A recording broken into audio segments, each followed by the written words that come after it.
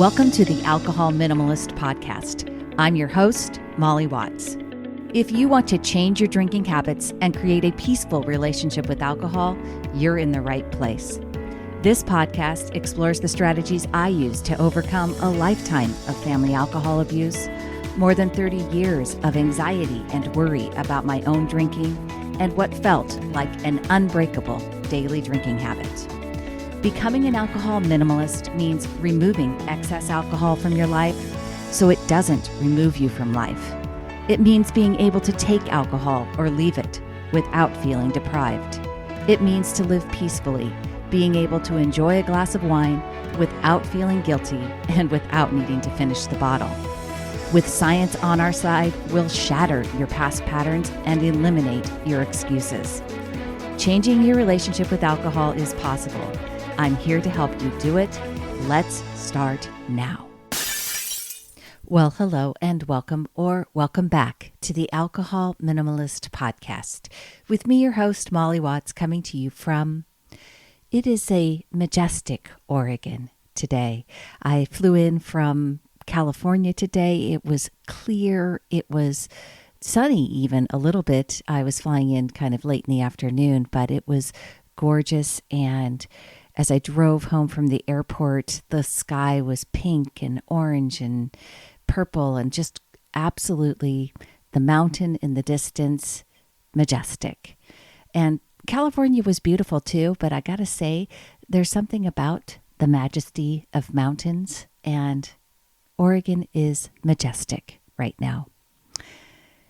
If you have been listening here, and maybe you've just found this podcast, say, coming into January, and you're doing a dry January or a mostly dry January or anything like that, and you have found this podcast this month, I really want to welcome you here. I know that happens during this month. And if you've been listening since January 1st, you know that I've been laying down a kind of a foundation this month. On the 1st, we talked about the fresh start effect. That was on a Think Thursday, and about how motivation gives us a spark, but it's not really staying power. And on January 5th, just last Monday, we reframed mostly dry January as a sustainable and empowering way to build momentum, not just a 31-day challenge, and why a mostly dry January is enough.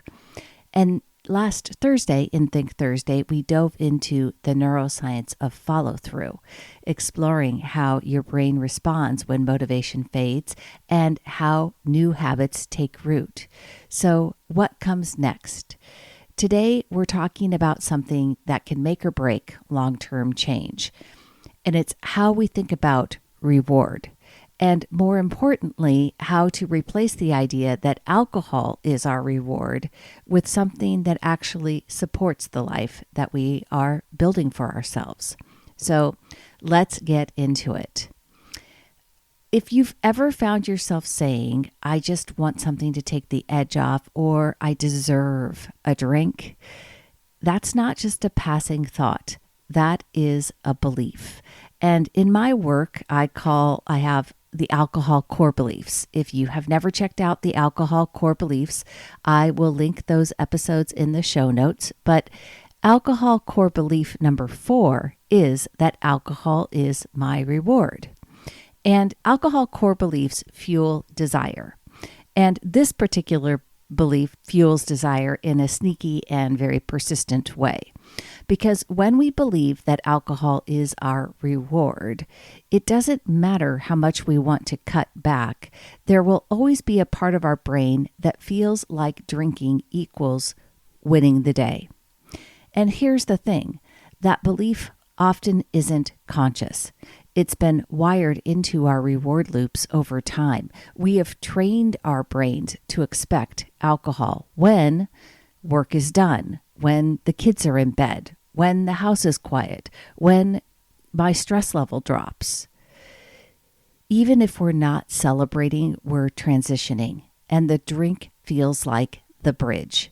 So when we decide to cut back, it's not just about not drinking.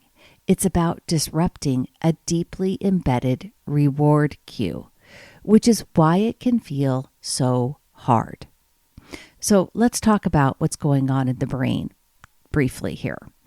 When we repeatedly reward ourselves with alcohol, our brain releases dopamine. The neurotransmitter that, we talk about all the time, that neurotransmitter is linked to pleasure, it is linked to anticipation, and it is linked to learning. Over time, the dopamine isn't just about the alcohol. It's about the cue, the time of the day, the environment, the mood. We're not just desiring the drink. We're responding to a trained pattern. And this is why just removing alcohol without adding something new can feel so hard. It triggers a reward deficit. And the brain interprets that as deprivation. But here's the good news, and you know this. The brain is elastic. It is plastic. It has neuroplasticity, right? Which means that it can be rewired. And the best way to do that isn't by pushing harder, relying on willpower, white-knuckling it, gritting your teeth. It's by intentionally adding new rewards. When you start adding positive, reinforcing, and enjoyable alcohol-free rewards, you're not just distracting yourself. You're giving your brain new evidence. You're saying, I don't need alcohol to relax. I can feel good without wine. This new habit supports the life I want. And that isn't toxic positivity. It's strategic replacement. It is directing your brain to notice the positives, to notice the reward of alcohol-free days. Think of it like this. You're creating a new path through the woods, and it might feel awkward at first, but the more often you walk it, the clearer it gets, and the less that you rely on the old one. That's how I talk about neuroplasticity all the time. And importantly, you're removing the sense of deprivation when you remind yourself about the positives and about the fact that you have the power to create relaxation without alcohol. You're removing and you're rewiring in a way that does not create deprivation. And that is what keeps people stuck for so long and has them snapping back to old habits so quickly. Here are a few prompts to help you find your version of meaningful rewards. Ask yourself, what do I want to feel at the end of the day? Well, I know for most of us, we want to feel relaxed. We want to feel peaceful. We want to turn off our work brain and turn on our home life brain. Ask yourself, what used to bring me joy before alcohol became my go-to? This is one of those where you really want to tap into things that you used to do, that you used to spend time doing, maybe as a kid, right? I often encourage my clients to look for things that they really enjoyed as children as a source of something that might be the ultimate kind of reward. Also ask yourself, what small pleasures help me decompress, laugh, or exhale?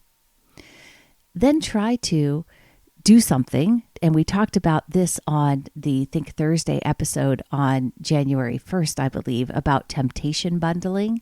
As you are establishing a new habit, or maybe simply doing that alcohol-free time where you're not relying on alcohol where you typically would, do something where you do something different and bundle that with something that you love. That's what temptation bundling is all about. A short solo walk with a podcast that you really enjoy, or an audiobook. Do the herbal cup of tea in a really nice cozy cup with a blanket around you. Journaling or doodling for 10 minutes before bed. Read a fiction book that you really enjoy. Maybe take a bath.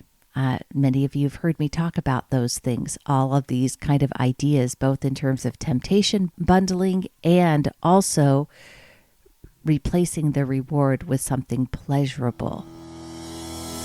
Hey, just a quick break to talk with you for a minute about Sunnyside. You hear me talk about it on the show often, and it really is my number one recommendation for a mindful drinking app.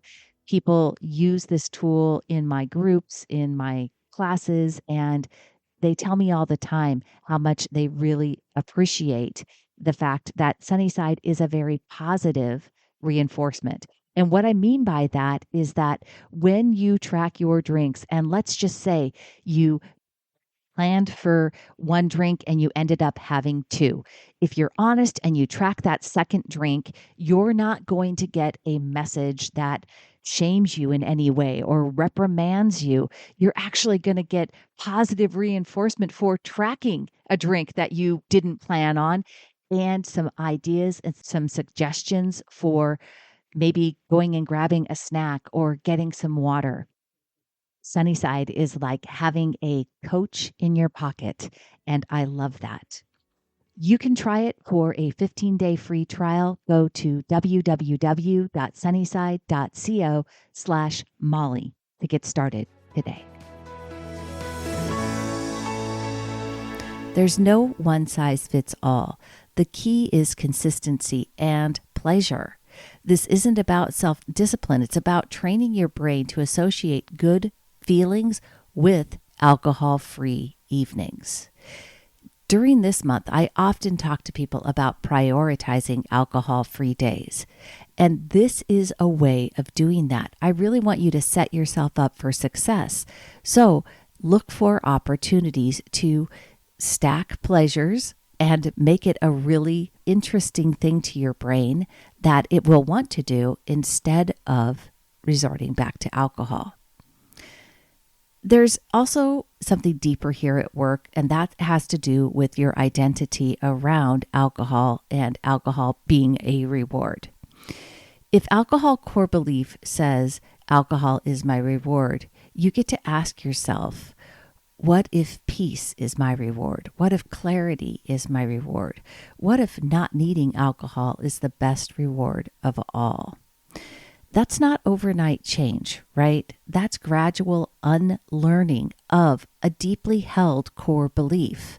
And that's really what we do here at Alcohol Minimalists. We challenge our core belief systems and we change them so that we become somebody new. We become a different identity. We become someone who actually values alcohol-free days. And it's the process is deeply powerful and it creates sustainable progress. If all of this sounds really interesting to you, I have created a free worksheet to help you map it out. I call it the Reward Rewire Worksheet, and it walks you through identifying your current reward beliefs, brainstorming some alcohol-free reward rituals, and tracking your new patterns so your brain gets the message, this is who I am now, or at least this is who I am becoming. I often have shared the phrase that helped me for so long, and that was, I am becoming someone who desires alcohol less. I am becoming someone who desires alcohol less. You will find that worksheet linked right into the show notes, so you can look for it there. Look for the links to the alcohol core beliefs there as well. And if you want more structure and support to keep this work going, you can check out Drink Less Success. It's my 30-day self-paced, learn at your own pace program that gives you a neuroscience-based roadmap for drinking less with confidence and peace. I hope you will come back here again this Thursday when we do another Think Thursday episode, again next Monday, and stick with us after Mostly Dry January as you just continue on as an alcohol minimalist, somebody who intentionally chooses how they want to include alcohol in their life, uses science and neuroscience as a guide, and is completely empowered to have agency in not only handling big emotions without buffering them away with alcohol, but learning how to create the feelings that I want, like peace and clarity and relaxation, and that alcohol is not my reward for getting through a day. My reward is the life that I lead, the peace that I have, which comes from managing my mind. All of this is how I do it, and until next time, I hope you choose peace. I will see you on Thursday. Thanks for listening to the Alcohol Minimalist Podcast. Take something you learned from this week's episode and put it into action. Changing your drinking habits and creating a peaceful relationship with alcohol is 100% possible. You can stop worrying, stop feeling guilty about overdrinking, and become someone who desires alcohol less. I work with people in 2 different ways, and you can learn about them over at my website. Go to www.mollywatts.com/workwithme or reach out to me directly. Shoot me an email, molly@mollywatts.com. We'll jump on a call and decide what might work best for you. This podcast is really just the beginning of our conversation. Let's keep it going. If there's one thing I know, it's that change is way easier when you stop trying to do it alone.